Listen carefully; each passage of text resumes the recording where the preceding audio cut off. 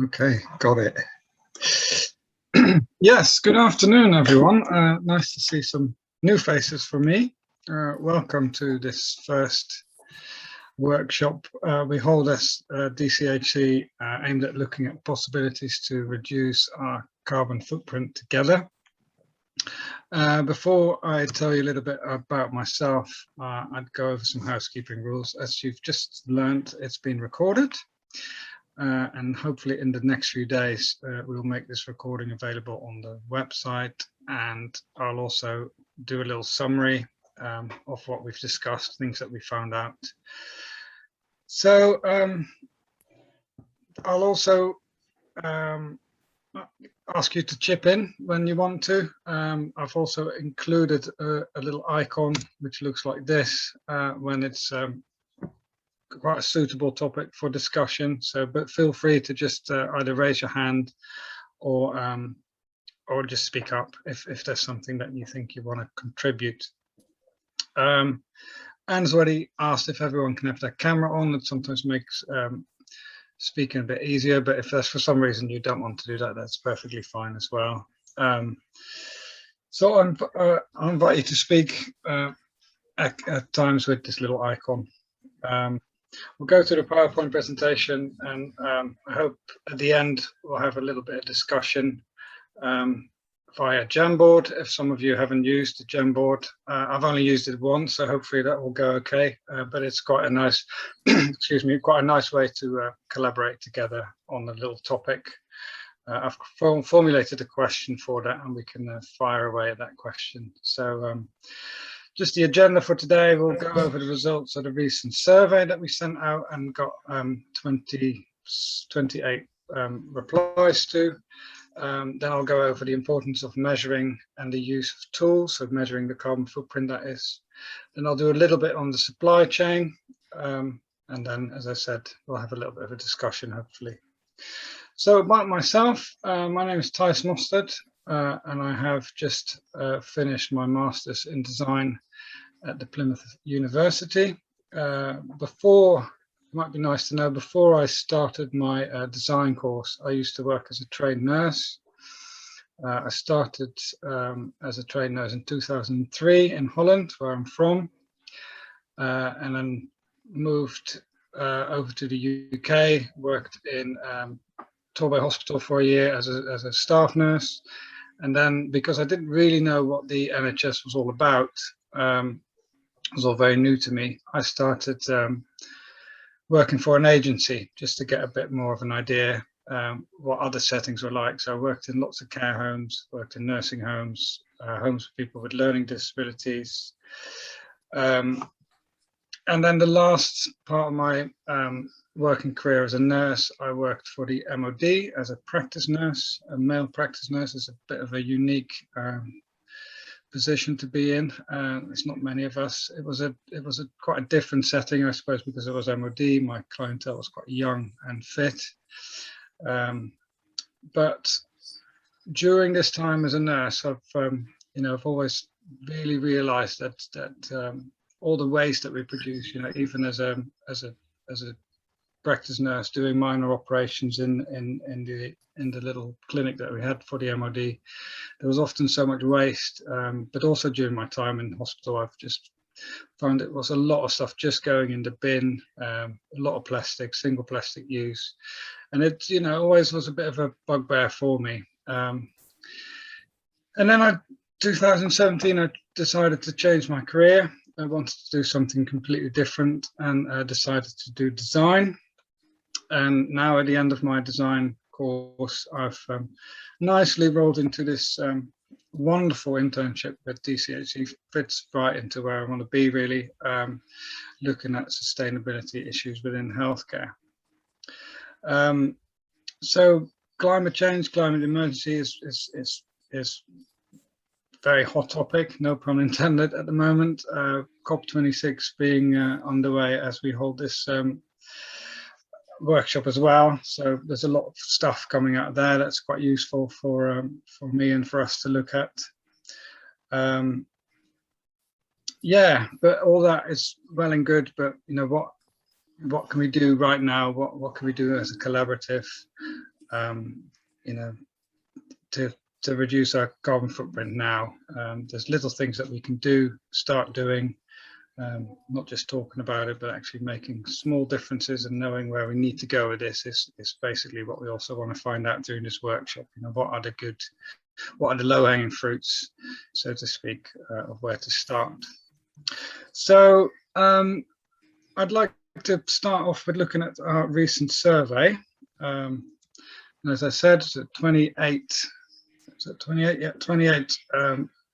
respondents to that, and sort of in line with how the collaborative is also sort of formed. Majority residential homes come back to us, and about a quarter of nursing homes.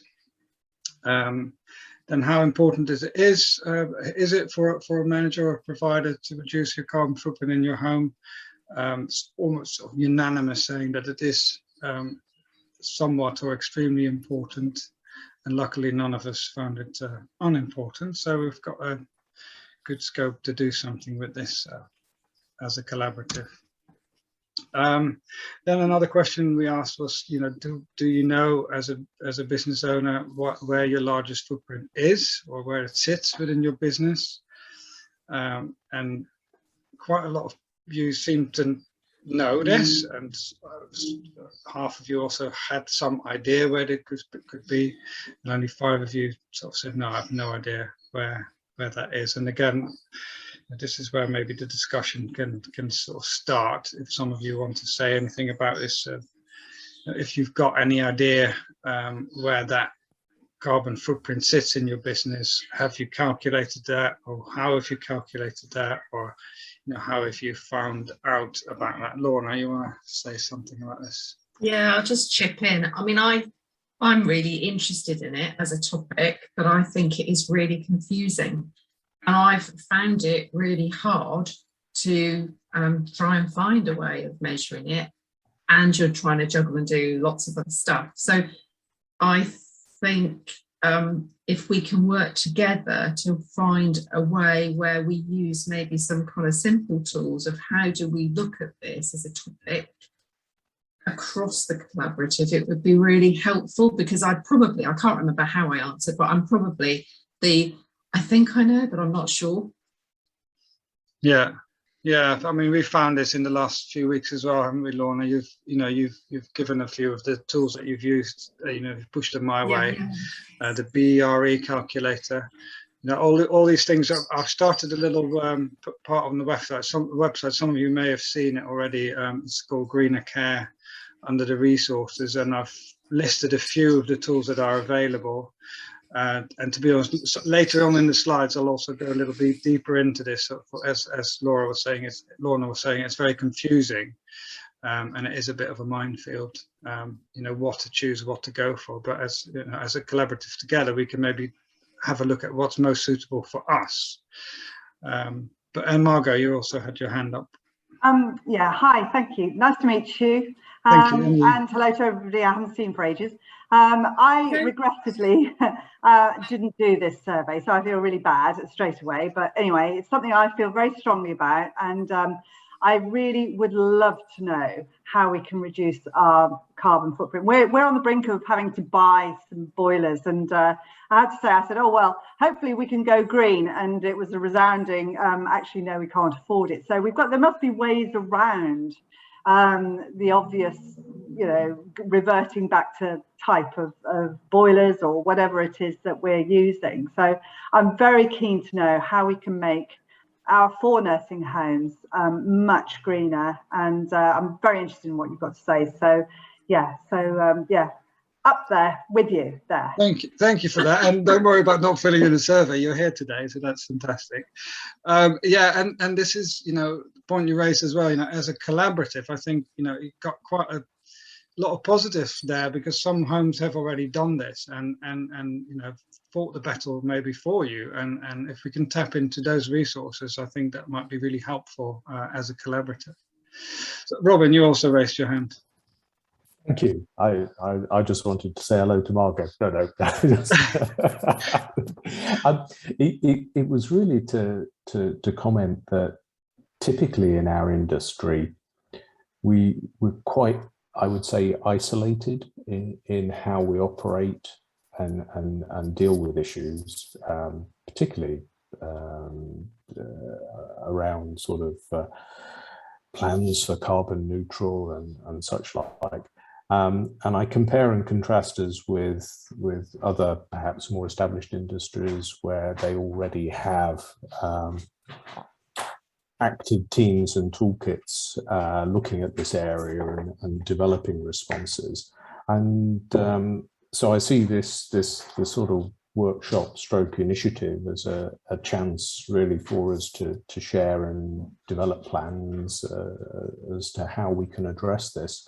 I'm sure as we look across the piece, we will find individual examples of excellence in specific niche areas, and it's really tapping into those and being able to share them with everybody. And I recognise Margot's comments in terms of boilers. Often it can be very tricky because of the rurality and where we're located and infrastructure and such like. So insights into how we can approach some of the challenges would be fantastic. So at this point, I'll shut up and let you get on. No, don't worry. It's all useful stuff.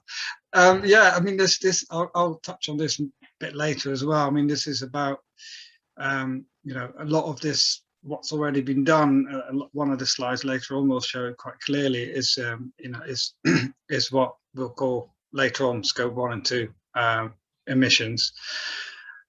And it's, you know, I'll show later that the importance of measuring will give us a better idea of where to go.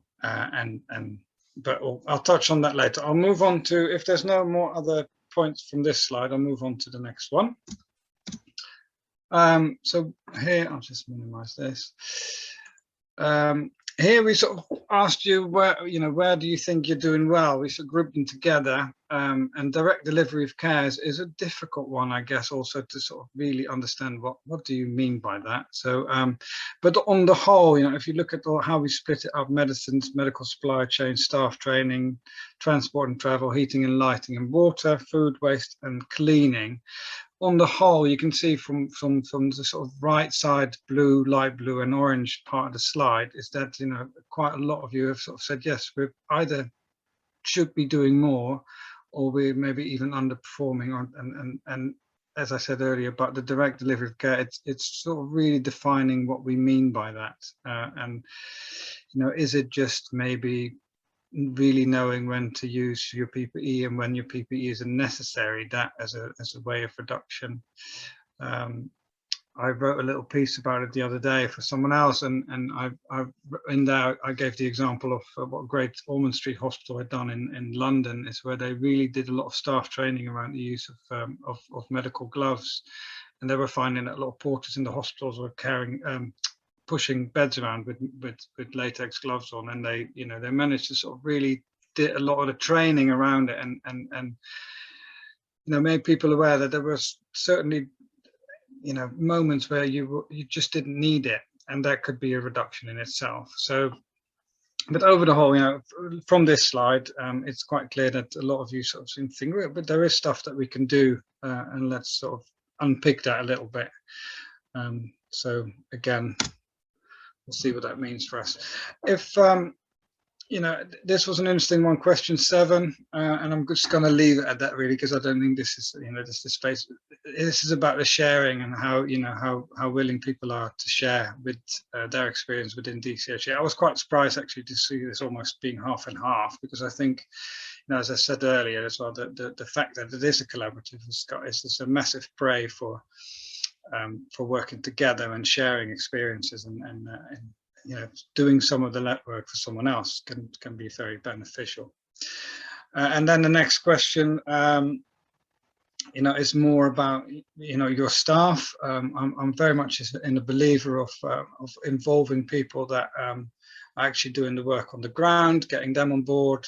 You know, I truly believe that will make a lot of results, better results, more sustainable results. People behind you to do it, and there might also be very good ideas within your team, things that you haven't really thought about. So this initial survey to the managers was done. The other survey I've already created, but it could well be that from today the questions will slightly change. But you know, we can decide as a little team that's worked on this in the background, actually how we want to push this out, when we want to do this, and sort of what the next steps are. But there's a possibility that that could still be pushed out into the wider collaborative, and then it's for your managers, for all the managers to share it within the team if they so want to. And quite an overwhelming majority of people that answered the survey actually said they would, so that's quite nice to see as well. So apologies for this really messy slide. I try to make it a little bit less messy. What I've done here is I've, because we also left some space for open answered questions, and I've tried to group them. Red will be heating and lighting and water. Green is food related, purple supply chain related suggestion, yellow sort of mobility, and black is sort of any other that I couldn't quite fit into a category, but please help me out if you if you see that's obviously going in there.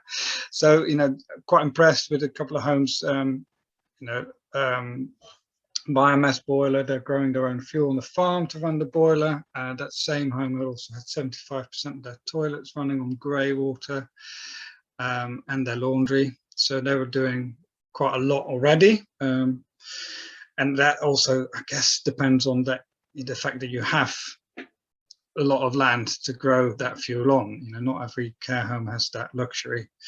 And then installing wind turbines was another suggestion, if this is possible with grants from the government. We have others have concentrated on light and heating so far. In the latest slide, we'll see that most of us have actually done that. And then sort of the green ones, food related ones, projects to reduce food waste, growing your own produce, again, depending on your facilities, whether you have those. Although, you know, reading, I did read a lot of CQC reports recently, just sort of, and went on the websites of a lot of these care homes within the collaborative. And quite a lot of you have access to greenhouses and use that also as a sort of you know, activity for residents, which is quite nice, and that could be something you know can expand on. Encouraging local authority to install biodigesters for food waste was another suggestion. Buying concentrated juice was another suggestion to reduce packaging. Then moving on to, what are we on? Purple, supply chain, reuse or recycle solution for surgical mask. Instantly, there is actually a company that has dived into this problem. I can share the link later on in the chat. It is called Retask the Mask, where they have collected all masks together, and a lot of the mask content is actually plastic, and they pressed it into massive blocks, and they've actually produced litter pickets from recycled surgical masks, which is quite a nice way about it. It locks, at least it locks the carbon in for another use for some years. So not a solution, but a alternative. Then refill schemes was mentioned, how to become plastic free, electronic ordering of medication as a carbon saver, changing the cleaning products. I'll talk a bit more about that later. Less packaging, biodegradable straw, no single-use utensils, all sort of, you know, what do you buy in, and can you change what you buy in? And yellow, then we'll move on to that fleet of electric cars. Whole home visits was a suggestion that was made for vaccinations, tests, hairdressers, etc., to reduce the amount of trips that you make. And encouraging staff to lift share. And then another that I couldn't really categorize, planting trees, paperless office-based systems, finding cost-effective solutions for repair and reuse of damaged goods, and taking items that cannot be repaired or reused for upcycling. And the last one, and that's also my bridge to the next slide, is developing a toolkit with a carbon saver calculator. And that, first of all, I've brought up the slides. Lord Kelvin, ironically the person that brought us temperature measurement, but very topical maybe, said if you cannot measure it, you cannot improve it.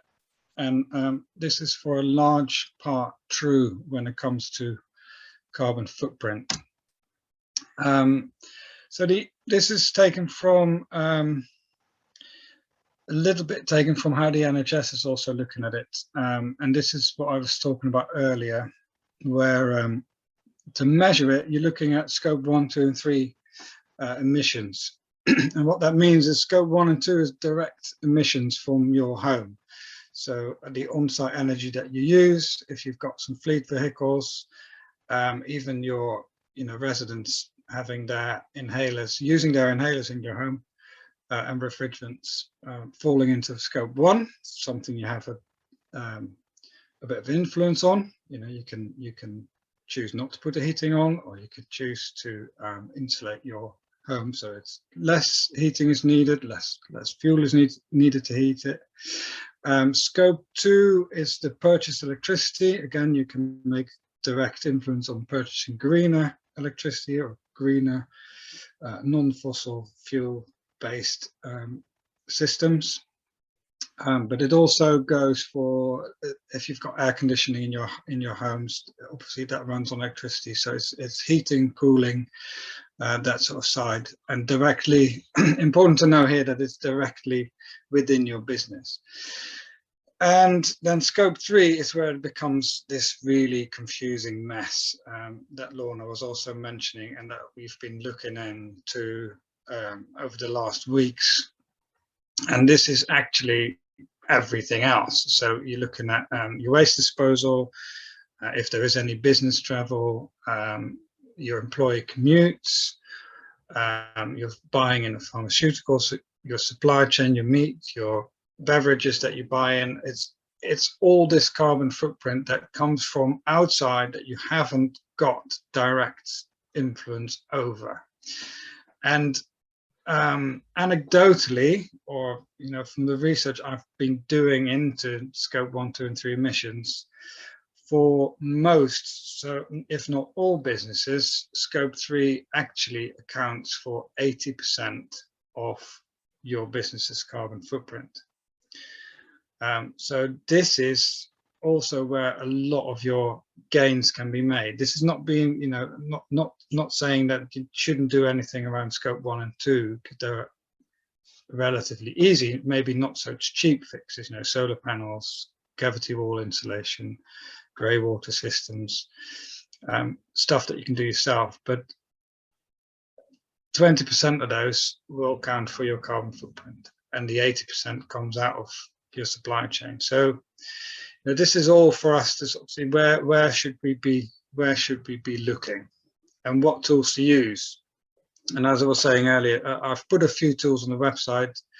Lorna has done some calculations with the BRE calculator, and we've also asked some people.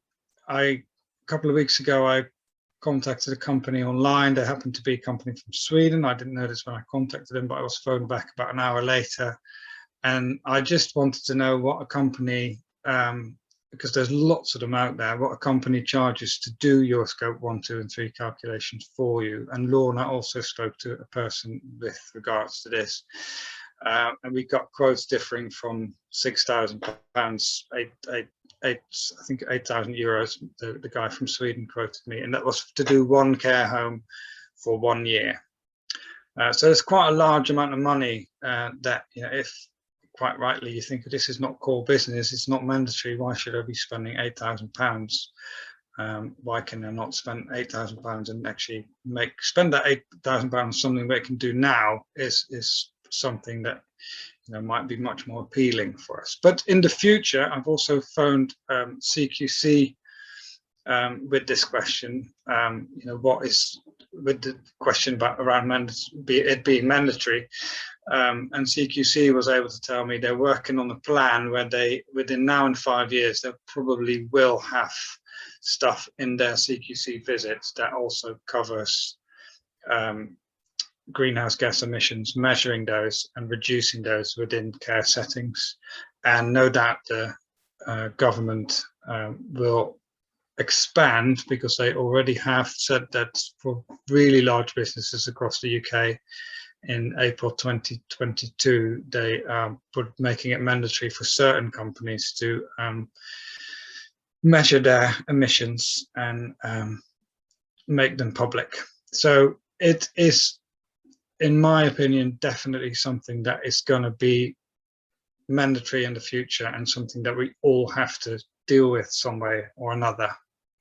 On this note, I've tried to contact a care home in Dorset, who proudly says, and had an article in the Nursing Times that I found saying that they're the first carbon neutral care home in the UK, and I wanted to know how they'd done that and what tools they'd used, and I'd love to speak to them still, but they haven't got back to me, unfortunately. And also because I also found that a lot of what they then measured, they then offset, and you know, that's a whole different discussion. But I was interested to find out how they'd done it, but unfortunately, as of yet, I don't know. But I'll keep digging, and I'll hopefully find out from them, or hear back from them. So with that, there's no clear answer as to what tools to use, but with that, I'll move on to the next slide. And this is, oh God, I can't even read my own slide.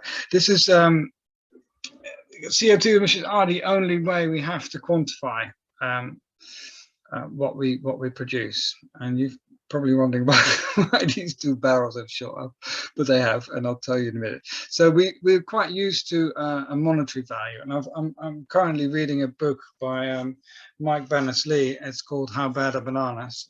If you are interested in carbon footprint and what a Zoom call carbon footprint, for instance, is, or what it costs in carbon to drive your car for a mile, it's got it all sort of laid out in this, and he mentions in that book as well that, you know, as a monetary value, he gives the example of a bottle of champagne. Monetary value is something we're quite used to, but a CO2 value we don't know much about yet. So he gives the example of a bottle of champagne. He says, well, it's all quite clear for us that the bottle of champagne is going to be more expensive than a cup of tea, but a lot less than renting a room in the centre of London. So that's you know, for us quite easy to understand, but as of CO2 values per product, we don't really have a picture. And he also describes in this book, and this is where I come to these two water buds, you know, how I often find it's quite useful to visualize things, just to help you remember, or help you sort of get a bit of a picture about what that means. So imagine two average sized water buds for your garden. And I suggest you do this at home, but imagine you fill them with petrol, and you got two of them, and you set them alight. If you let that all burn down, given the plastic holds out, if you let that all burn down, that produces a ton, so 1,000 kilos of CO2 emissions. An average UK household, or person in a household, has a carbon footprint of 15 tons. So that's 30 of these barrels per year that they burn. Gives you a bit of a picture. Just to break that down in smaller units. Yes. Robin has his hand up. I don't know if that's from earlier on. Maybe. I can't see that. Robin, have you still got your hand up, or is it from earlier on? I think it was from earlier on. Okay, I'll move on. Okay. So to break that down into some sort of smaller units, if you do that same thing with a pint of milk, that will produce a kilogram of CO2 emissions. And if you do that with a pea-sized item, so this is a chickpea they used as their example, that is a gram of CO2 emissions. And this book will, I mean, there's numerous, you know, examples of what that means. You know, if you look at if you have to translate that to taking a bath, for instance, a modest bath heated by solar energy is 200 grams of solar and of CO2 emissions.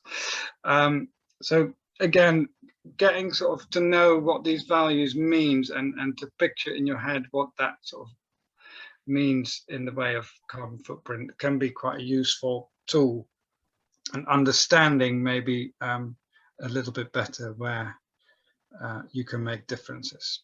It's a very complicated structure. He also mentions that it is, and he's been doing this for years. It's a lot of the time it's a bit of a guessing game. There's so many factors that are involved, whether you buy it locally or not.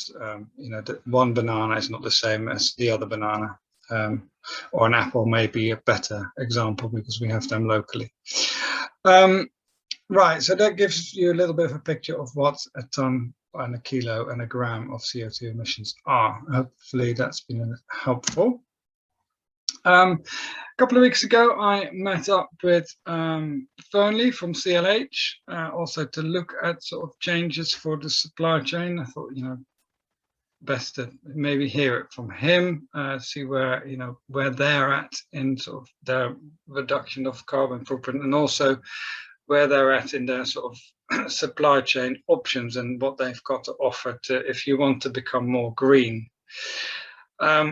He gave me a Word document, and I've sort of tried to implement that and what we've gone over in our meeting on this slide. And he quite nicely laid it out in these 6 areas on the left. So the high risk areas and the low risk areas, and this is from an infection prevention control point of view. High risk areas being toilet, washroom, kitchen, laundry, and the lower risk areas dining room, lounge and bedroom. And I'd like you to give one example here. To be fair, this is quite an expensive bottle of washing up liquid, but even if it was £1.50, comparing it to what's here on the right, if he suggested the Tricos range, which is their most sustainable range that they've got at the moment, it's the Clover range. They do a 5-litre concentrate big bottle, which you don't have to dilute with just water, for £8, and it gives you 200 of the bottles that are pictured on the left. So if you work that out, that comes to 4p a bottle. Not only are you saving your wallet, you're also having a product there that is less harmful for the environment.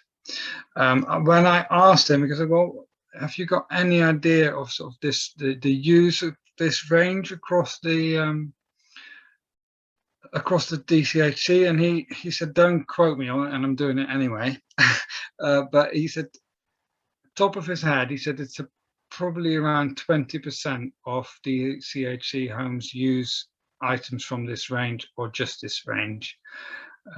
So there is, again, if there is still homes that could consider this as an option, could look into this as a reduction of the supply chain. I had an interesting conversation with him about take back schemes of these big these big containers, and at the moment they don't actually take them back, because that would reduce the use of packaging, and a 5-litre container empty back to the supplier would be quite a good way to keep them in circulation. But it's all to do, again, this is all to do with infection control regulations, and at the moment they can't do that, and they haven't got the space to store the big that come in big containers that comes into their warehouses. So they haven't got the facility to do this yet, but it was something that he said it was also something that he was happy to look at. And we had an interesting conversation around distribution, ordering times, working together on orders.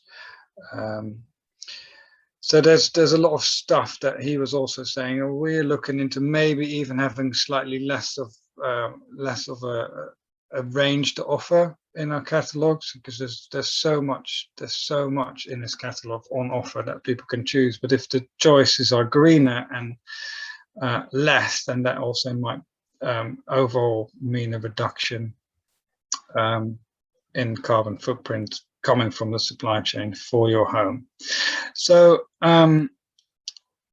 little tip, have a look at what you're using in your home, how eco-friendly it is, what range it is, and especially what the cost comparison could be with other products. And he quite rightly said also from this example that concentrates are often cheaper. He mentioned that most harmful products were stain removers and drain unblockers, and he said they're not even often actually that needed. There's other ways around doing that. So moving on to the next slide about the supply chain options. Zybax is a new technology. I don't know if any of you have got any experience with this, but it works with live bacteria, actually no chemicals whatsoever, and some of their range is approved IPC standards. So pros of this is no chemicals, but the cons of this is this is a lot more expensive at the moment, often twice the price of other products, and then looking at that sort of more expensive range that I mentioned with the washing up, if that was a washing up instead of £2.50, it might be £5. You're not looking at doubling the 4p concentrates. So again, a little bit of a discussion point here. How might we use the collaborative to streamline the supply chain? Is it feasible to buy locally instead, or next day delivery instead of a next day delivery from Amazon? So therefore, in the beginning of my internship, I created a map, which we haven't really taken this any further, but on Google Maps, you can create this your own map. And I've mapped the whole of the Devon Care Home Collaborative on Google Maps and color coded them. And I've done some other bits and pieces to it in relation to the survey, actually. But it could be interesting to sort of see where clusters are and where people can maybe use that map, or use the fact that another home in the collaborative is nearby to make clever solutions for, if you've run out of a box of gloves or you've run out of something, is there any way that you may start borrowing? Anyway, that's just an idea. Push for refills with your supplier. 5-litre containers, as I said, it's currently not possible to get the refills, but if more and more people ask, that might be something that helps pushing this forward as well. So that's on supply chain.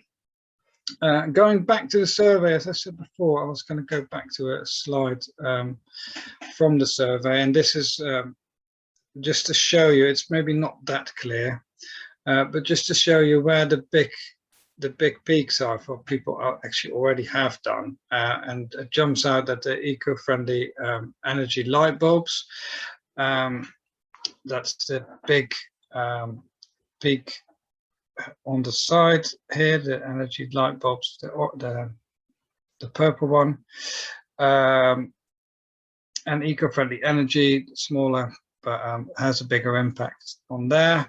And lots of you have done the motion light sensors. Lots of you have also moved to the electronic care plans, and lots of you have started to buy locally, which also makes, again, looking at the supply chain, makes a big impact on your carbon footprint. So yeah, those were the ones that really jumped out at me. Other homes, have done things like cavity wall insulation, solar panels. Again, this is something maybe for the discussion as to sort of where those big changes can be made, and what works and what doesn't work. And that's something that you as manager of these homes know a lot better than me. And I remember someone saying yesterday that there was something with the TerraCycle program that might not work for everyone, or as I said before, growing your own produce might not work for everyone, but just because you haven't got the land for it, it'll be very dependent on your situation as well. So moving on to my little Jamboard, and I'm going to go and back into the room to see if everyone's still awake. Me waffling for so long. And I've created a little Jamboard, and what a Jamboard is a board where we can collaborate. And I don't know how many there are in this. There's 17 of us, blimey. You might have to help me out here, Han. How do I do this in groups of? I could do groups of 5.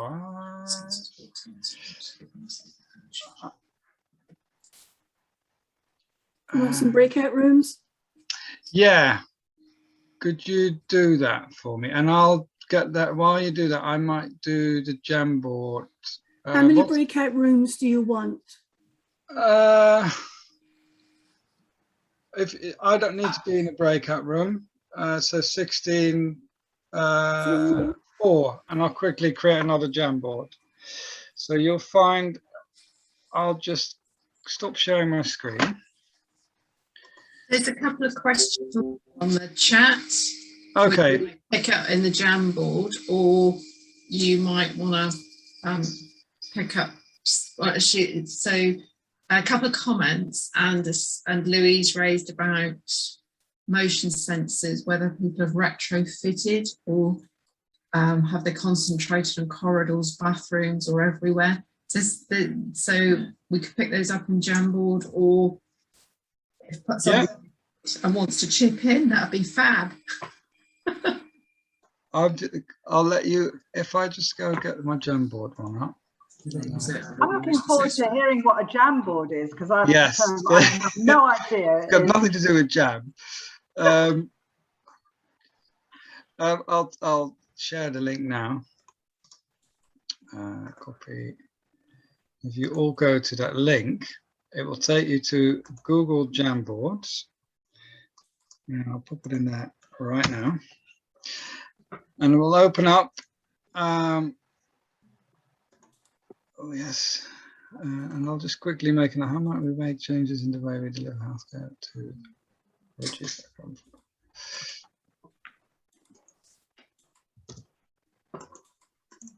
Do you want us to click on the link and open the Jamboard? Yes, please. Okay. I've not used this either, Margot. I'm quite intrigued. Right, I've never. What do you have to do? Bear with me. I'll just. Okay. For those that haven't clicked yet, there's basically, you can make, the question is, how might we make changes in the way we deliver healthcare to reduce our carbon footprint? And then basically, I think we can just put answers on a sticky note, and then it will capture everybody's ideas, is what I believe will happen. That's perfect. That's exactly it, Laura. Louise. Okay, are you ready to go to your rooms? Yeah. So how do I create a sticky note? I don't know. It's on the left-hand side. You got a pen, a rubber, an arrow, and then the fourth one down is a sticky note. I haven't got that. Neither have I. No, Thijs, I think you might find that only certain people will get access to this, because I've tried to do it before and it didn't work. Okay. So we may just need to keep as one group and just chat it through. Okay. I have a scribe. How come If you each haven't group got that? can have a Let's not go scribe, too we can then technical. compile it. Oh, sorry about this. I thought it was the simplest thing it was going to work. Maybe if you screen share, then we can all sort of shout out suggestions, and then we can see it. Yeah. Okay. That would work. Let's do that. And is there anyone that can type, or can no one can make sticky notes? No, when I've used it before, I think you had to sign in as Google, and then even then I couldn't do it with somebody. So yeah. Oh, what a shame. It was a nice idea, though. Yeah, well done. I don't mind writing some pieces on pieces of paper. You're not allowed to use paper, Louise, for goodness sake. What's the matter with you? We'll make an exception. Where's my Jamboard? There we go. Share that. Can everyone see this Jamboard? Yes. Okay, let's make myself a small one. So I'll have to do the sticky notes. Yeah. So question is, how might we, this is a very designy way of looking at things, how might we, is a sort of positive way, that makes you forget about everything that's in the way, that stops you from doing something. So how might we, but blue sky thinking, how might we work as a collaborative to reduce our carbon footprint? So fire away. Can I start? Do you mind? Because this is something that really irks me, and I would be really interested to know everybody else's answer. But we don't have to recycle any of our paper or any of our products in our home because we're a business. Does anybody else have that issue? So we use Devon Contract Waste, who, although they don't separate, we don't have to separate it, No. but they do. So it still Okay. becomes a zero. It doesn't go to landfill effectively. Thank you. Thanks, Louise. And I'm sure there are other companies. Yeah, because it all goes into one big black bag, and I feel uncomfortable with that. Okay, thank you. That's all I wanted to ask. We recycle cardboard here. We pay. We do it through Biffa. We pay to recycle our cardboard, and we also use like the normal green bins and whatever. We recycle our garden waste. That all gets recycled. We also use the little boxes like we have at home. We recycle plastic into the white bags. All right. So we do all that. Yeah. Does it differ by local authority areas? Yeah. We're in Devon, we do recycle, but you've got a very specific, you can recycle some things together, but not other things. Do the local authorities talk to each other? Is there one consistent approach? No, that's a short answer. They excluded us because we were a business, but I used a company based in Oakhampton called Peninsula Waste, who you pay £20 a month and then they come and pick it all up. I mean, we pay £40 a year to have 3 green garden waste sacks, and then we get it emptied every 2 weeks. Whereabouts are you, Mary? Tavistock. Right. So yeah, so we do quite a bit of recycling here, to be fair. We get the residents involved in it, Yeah, good. We don't do any. It's really bad. That's interesting, isn't it? Because actually, is it about us or is it about the systems? And we need to put some pressure collaborative on the system. Because actually, we're doing completely different to what Mary does to what Margot does. Yeah. That makes no sense. We pay a lot for ours, but we do everything bar glass and food waste. Because it goes to Biffa, who then sort it for you, so you can sort it, but it's expensive. Yeah, it is. So am I understanding correctly that if you are a business, you fall outside of what the council offers? Yeah. Or does Not quite. No. Not quite. you basically in our area anyway. We get from the council an ordinary bin which they'll charge for quite heavily, and another bin which we goes through the Biffa sorting system. But as I say, the charges for it are quite astronomical, and we're not actually encouraged in any way to do it right. We're just trying to. Okay, and that clinical waste is a totally different kettle of fish. Yeah, totally different. Full of plastic, but yeah. And the people that collect your clinical waste haven't got contracts attached to that to collect normal waste. That's a different. It's different. Different arrangement. I mean, they might have a different arm that does it, but they don't come in the same lorry or anything. Obviously, everything that goes into a clinical waste bin has to be incinerated. And our confidential waste is different again. Okay, that needs to be shredded or something. Yeah. Yeah. Okay. Yeah. Waste. Yeah, waste is a bit of a minefield then. Sorry, just to interrupt, Anne, it might be worth the buying group almost collecting some of that data, because waste is such a cost for us all that it might be that the buying group could actually find some good deals. Just a thought. I was thinking that, yes. The other thing electric cars. I know DCC has money for electric cars, so it may be worth seeing if we can pry some money out from them. Again, using the buying group?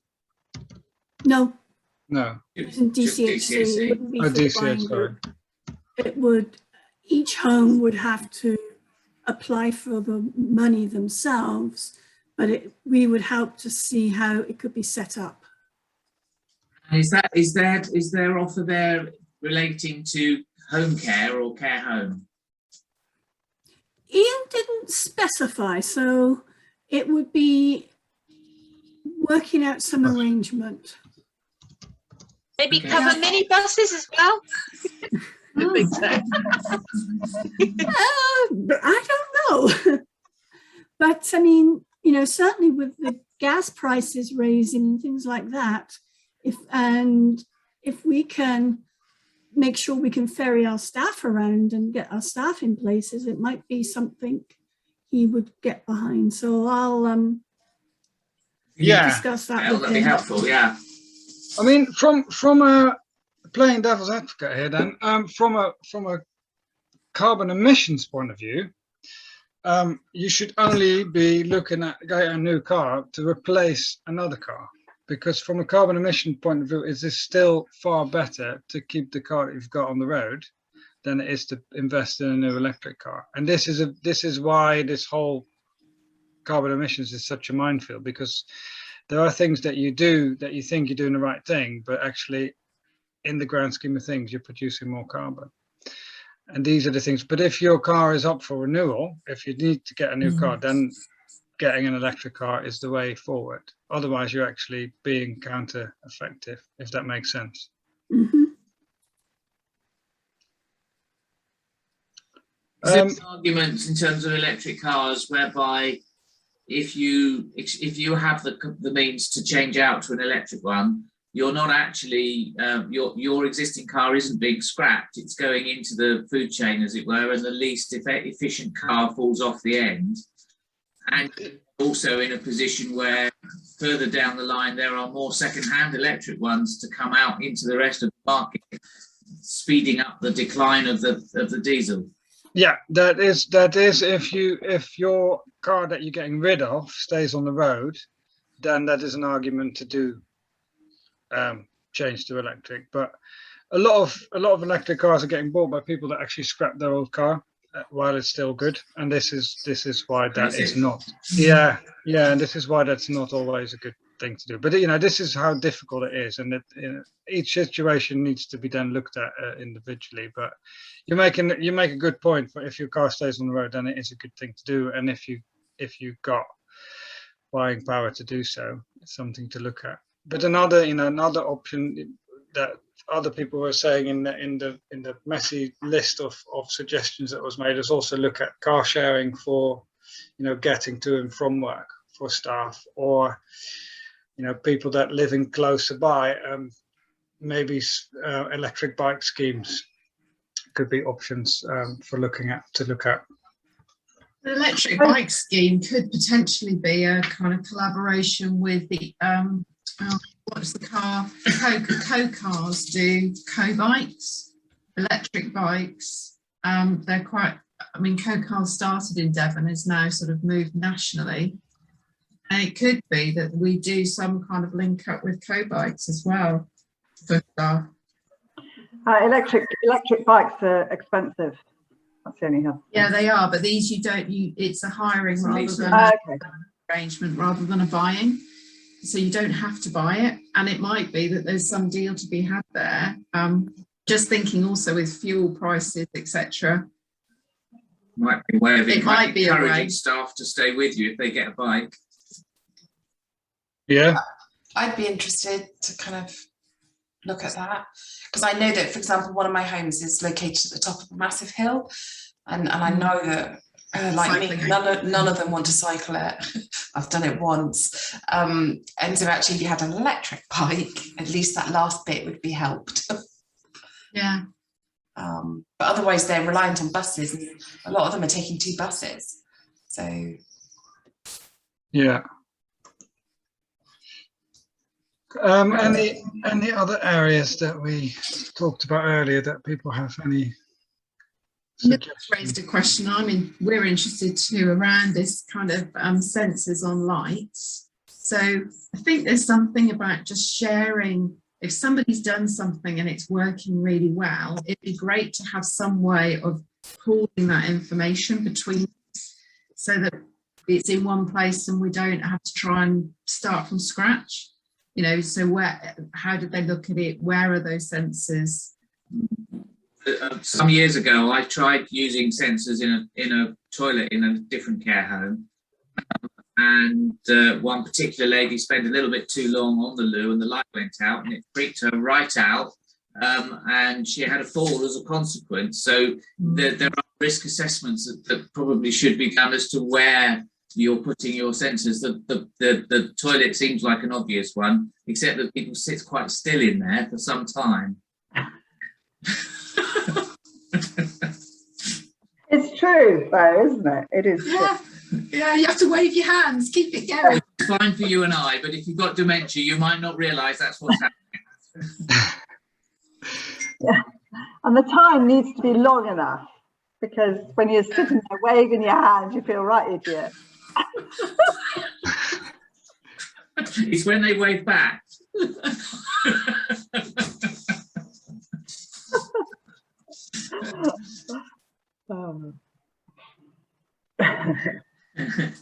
So yeah, a few things to consider there, but I mean, I don't quite know whether they work in some places really well. Whether care homes, particularly with it's an obvious, there are some risks associated, I think.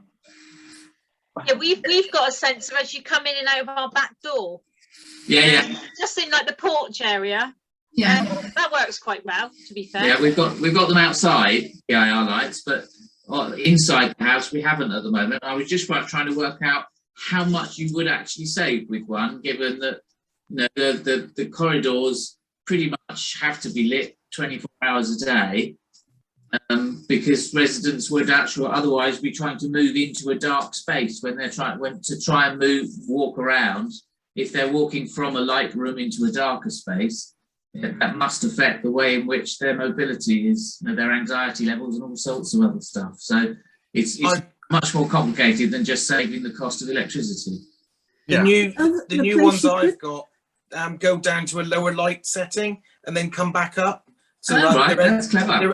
They're LED, so if there's no movement for you can set it to different times, and then they drop down to about 10% illumination, and then when they sense movement coming, they go back up again. Oh, they're actually quite nice. And the motion sensor is built into the light, so there isn't very much work to do to change them.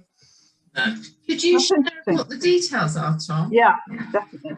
Yeah, they were just one of the standard lights, because I've been replacing it. They come with the batteries in them as well to be the emergency lights, so they can sort of cover all the boxes at one go.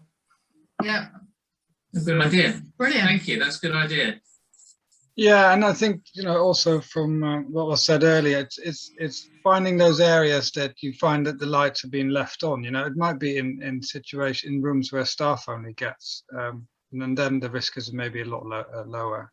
Yeah. Again, I don't know how those homes are laid out, but I can imagine that the light in the room of the medicine stock is being left on maybe unnecessarily for a long time, and that's maybe an easier fix and less risky for your residents. We've done it in staff rooms and break rooms and offices and places like that, and then the staff are usually okay with that. You're better off looking for the micro sensor ones rather than the PIR, because they sense movement in the whole room rather than just sort of if somebody's in the line of sight. So they're a lot more sensitive to somebody sitting very still. I think it'd be great if you could share some of that, Tom, with us. That'd be really useful, I think, if you were able to, because I wasn't aware of that, and I think it'd be really helpful, if that's okay. Yeah, Tom, if you I'll want have a go. If you want to send me an email about that, I can then make that part of the website, and people can use that as a resource, so I can sort of collate everything for everyone, rather than you having to do that. I think also it's about changing attitudes of people within the home. You know, when we're talking about lights particularly, you know, just how we manage to suggest to people it's better to turn the lights off than just leave them on all the time, because there's sometimes a bit of a feeling, well, you know, they're really tight, the owners are, you know, they want all the lights turned off, and we've had a bit of that. And I'm sure that some of you know what I'm talking about, but you know, it's just changing. Hopefully we can use the very fact that COP26 is on and all the rest of it, and you know, get that a conversation going as to the reasons why it's important. So, you know, just changing mindsets of the workforce is just as important as trying to make the material things happen. To my point, anyway. Yeah, I totally agree. So a very long time ago, I worked for Body Shop head office when Anita was still alive, and you daren't ever leave your monitor on standby or the printer on, or, you know, overnight, and definitely you turn the lights out if you were the last person, because literally you just didn't want to cross her on that. But it became part of the culture that, you know, everybody made sure their monitor was off, the TV in the break room was off, you know, so all those things that we leave on standby, you know, it was just a culture that you just didn't. And how many of us have that in the homes? Probably not that many. So yeah, I think, Margot, it is, as you say, it's staff attitude. It's not about saving money always, it's about many things. And from the 17 people that are 16 people that are with us from care homes at the moment, I mean, when you're looking at supply chain solutions, how many of you do you know, how many of you would say, you know, you've already looked into your supply chain, or we've tried to make it greener? I think there's for us, you know, there's bits that you can look into, so say your food suppliers, but then there's a pragmatic, yes, we do order through Amazon because I need the next day delivery for the tenor pads. You know, there's and that, you know, that sometimes it's about the timing issue as well, and the level of service you can get, rightly or wrongly, through Amazon. So So, but you know, the suggestion, I mean, I don't know how workable this is, but the suggestion, if you know your local area and you know who else is around you with the same product, maybe on the shelf, it could be for the sake of that one phone call that you can tie it over to the next, because I think the pads are a different kettle of fish altogether, because they come from the council as well, don't they? No, not for us. Not for you, okay. No. Okay, that's what Fernley was saying to me, and he's saying most of them. Yeah, we do get some from the council, to be fair, but 90% we have our families have to buy, because councils just don't do what they need, what they're supposed to. Okay. They just don't meet the standard required, so we have to do it separately. I mean, there are all sorts of sort of new bits of innovation in relation to pads, where the more environmental options are coming forwards now, particularly in America. So it's coming this way. So plastic-free pads, for example. So they are coming, but it's about watching and seeing and actually pushing it forwards, really. So there are some really big things that we could do to save on our environmental footprint. But at the moment, the market hasn't caught up with what we'd be prepared to do. And just out of interest, is that an item that you that some of you find that you run out of quite often? And is that one of the ones maybe that you are putting an Amazon bit? I mean, this is something else you can sort of look at. You know, what do I purchase a lot on Amazon, and do I need to then? Can I ask a cheeky question? You can. A van coming and delivering a box of pads, or me going out in the car and driving and collecting them and coming back. That's two journeys. I've gone there and back. The van has gone from its last delivery to me and then on to the next one. So why is Amazon a baddie in this situation? It's always, the van's always going to be higher in its emissions than your car. So my car. Yeah, that makes. If my quite a car is significant- just doing a one-off journey and he's doing 30 deliveries on one journey. I thought they were going green. I thought They are. They're environmental vans now as well, aren't they? They've got 10. They just bought 10,000 electric vehicles. It's Yeah. really good, and that it just makes it so complicated, doesn't it? Because It does. It does. There's no easy answer because it also depends how far you have to drive to go and pick. I mean, that's why I Oh, would quite say- a way. Yeah, I've got to go into Exeter and back at the least. So I mean, that's a 30-mile round trip. I think, like, Yeah. personally, having always ordered from Amazon for everything, I've taken a dislike to them with their £3,000 welcome bonuses Yes. and pinching our staff. But we've worked with some of our companies, like your MJ Baker we use for food, to say, actually, we used to do, we're running low on that. Let's just add another delivery, because they'll deliver to us every day. Whereas actually, our kitchens can manage on 1 or 2 deliveries. So why would we, out of a convenience, have 4 deliveries just because they forgot to order milk or enough milk or whatever the company is? So I think we've just tried to reduce some of the number of drops we have, if we can store it. Yeah. Is there any mileage in asking somebody like CLH who do a delivery to us once a week anyway, to also deliver the pads, for example? I We've got one lorry delivering both all of the cleaning products and all of our pads in one hit. So it's one delivery. They get to benefit from it. We may even benefit from it too, because we've given them a new market share to consider. Yeah, I think it's a discussion that's worth having with CLH because, first of all, I don't think for Fernley at least it wasn't quite clear how it works with the pads. He was under the impression that most of them came from the council, but I've just learned that it isn't the case. Is there a straw poll? Are we the outliers here? Is everybody else getting all of their pads via the NHS or via the council? Depends on which home you're talking about. I've got issues in some homes where I cannot get an assessment for love or money. And then other homes that literally nearly everybody has been assessed and has pads delivered by tenner. We do happen to get all our other pads that families don't provide from CLH, because that's who's delivering once a week to us anyway. So we've just added to that order.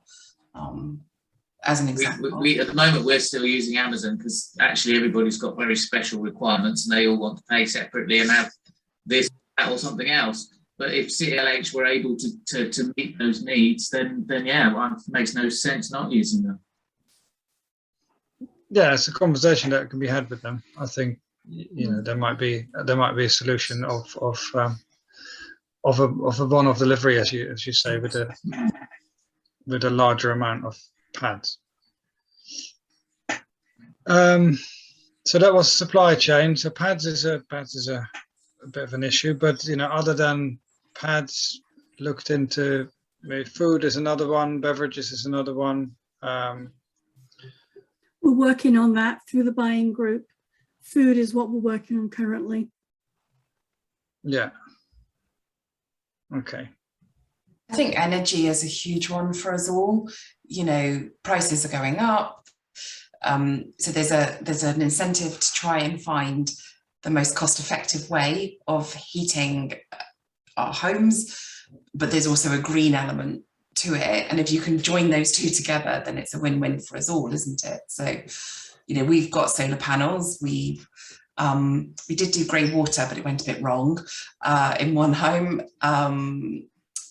So we've done cavity wall installation over the years. And so you try different things, but it is such a huge topic, and trying to make sense of it, unless you've got a real interest, which maybe Tom does, but I tend to lose interest. And so you're just saying, am I making the right decision? And is it a greener option? Is it, so I think sharing that would be useful, because it's a huge cost for us all. Yeah. Our heating is on a lot. I was sat there quite smug the other day with the biomass boiler and electric cars when there was a fuel shortage. I had just Yeah, I've taken gone off delivery you. of my electrical car literally 2 days before the fuel crisis, so equally smug. I just like one of our carers managed to get a speeding ticket in a fuel shortage. I thought that was quite good because it's probably only car left on the road. I think sadly, cost is something that we all have to consider at the moment, because you know that we can't get away from that, and we haven't got deep pockets at the moment. So I think that it has to be a consideration. So the more collaboration we can do, the better, I'm sure. So I'm really interested in how people are coping, you know, just to try and, you know, with an idea to be much greener, but also to be much more cost effective as well, as Louise was saying. Yes, yeah, and I keep harping on about the measuring side of things. I think it's also, I mean, really important that becomes a bit clearer for everyone. And this is maybe early days to talk about that. But I mean, Lorna, you might be able to share what it was like for you to do the BRE calculation and how time consuming that was. And then when we looked into other calculations, how time consuming that became. BRE is actually you can literally Google BRE care home efficiency, and it will take you through to the web page, and you click on and you start the tool. You do it. It's based on. It's really about the building, so it's about the kind of the lighting, the heating. Do you have motion sensors, etc. And how many floors is it, and when was it built? How many rooms? How many have en suites? And so you're filling in ARIMA questions, and then you also have to fill in your annual usage on electricity, gas, how much you pay for it. The time-consuming bit for me was the utility company we use don't have your annual figures and wouldn't give me the annual figures. So I had to just wade through, which was a pain. However, once it's done, it's done. The tool then produces a lovely little assessment report, which I'm happy to share the courthouse one. So we've got two buildings, a main house and what we call the cottage. And then it says, right, these are the things you could do. This is the initial investment. And then there's a couple of other things. And then these are the carbon savings you can make. It doesn't really explain how it's come up with those figures. So I think they're very broad, and you'd have to then look into. So if it's talking about an air source heat pump, or it's talking about motion sensors or whatever, you'd still have to then go and research actually how much is it going to cost.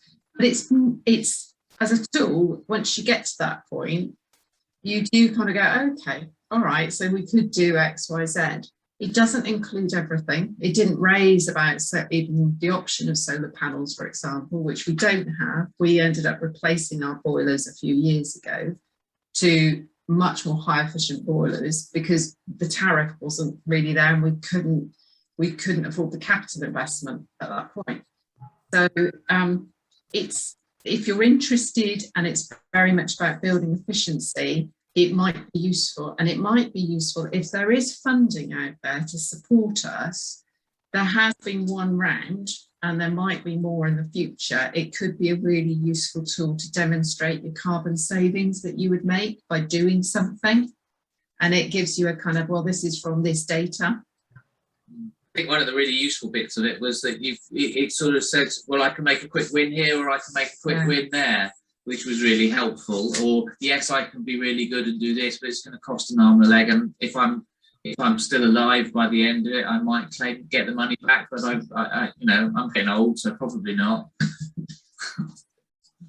But yeah, this it's a good point, because it's going back to where to this 1, 2, and 3 scopes, and the easy one that we can do now is to just focus on what we've got the most influence on, and what is easy for us to get the data from. As a collaborative, just have the sort of aim to at least know our 1 and 2 emissions, within a couple of months could be already a way forward to sort of then start slowly thinking about what do we need to do to start measuring our next bits and pieces. And that's not saying that you can't sort of look at things in your supply chain to green that up, but you know, the easy fixes are the ones that are less muddy, and maybe that's then something, if you haven't already done so, to sort of see what Lorna's done with the BRE calculator and where quick wins can be made. I don't know if I've shared it with you, Tice, so I will. We'll put it as a PDF on the website.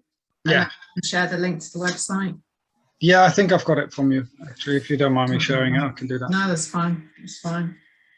I think what was interesting, Lorna, with yours is I think you ran it as two situations. So you ran it kind of where you are currently. I think you also ran it, was it that if you hadn't have changed your light bulbs? Yes, I did, you're right. And so that was quite an interesting, that actually by doing, you know, changing your light bulbs is quite is a fairly simple thing for us all to do, but it did have an impact. Yeah, I've still not finished mine. It's that data of trying to work out which boilers I've got in 5 homes. I haven't. Actually, don't worry, Lou, because I left the model and serial number out and did that was the page I gave make the jot a difference. So okay. yeah, I might proceed then. I think it's just the year of the boiler it's making an assumption about as to how efficient it is. So yeah, so it's probably worth doing still. And then if you get the info, you can just adjust it anyway. Gilbert, for some reason, had insisted on going up in the left.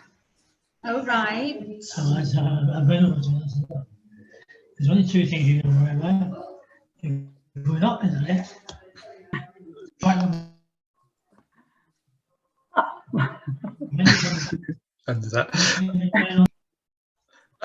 So yeah, as with all of these things, as Lorna is quite rightly saying, that they're not really exact numbers, but at least, you know, filling that in, leaving some of the information out there, and if that makes it complicated to do and leave the information out, just continue doing, you know, what you're doing is best, and at least it gives you a bit of an idea of where you're at.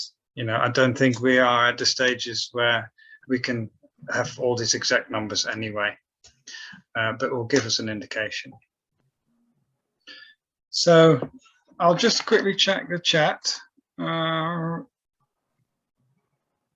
yeah, thanks, Tom. I'll send you that one. But I think we've covered everything that I wanted to cover for today. It is also just gone 3:15 already. So if people haven't got anything else to share, I would like to close it off. I think you could go back. We had one more slide. Not that that was super important. What was this one? Thank you for joining. So with that, I think if everyone agrees, we can close the meeting off. Oh, I've lost you all now. Where are you? Stop that again. Is that okay with everyone? Thank you for joining, and I'll collate all of this information into something, and we'll move forward onto the next sort of stages. I might be doing more. I've got another month and a bit left with you guys, and I might be back. We'll see. Watch this space, and keep checking back on the website for new things that we find out. I'll be working this with for the next four weeks, as I said. So there will no doubt be more information coming onto that web space. So nice to meet some new faces, and see you in the future maybe. Thanks. Bye. Thank you, everyone.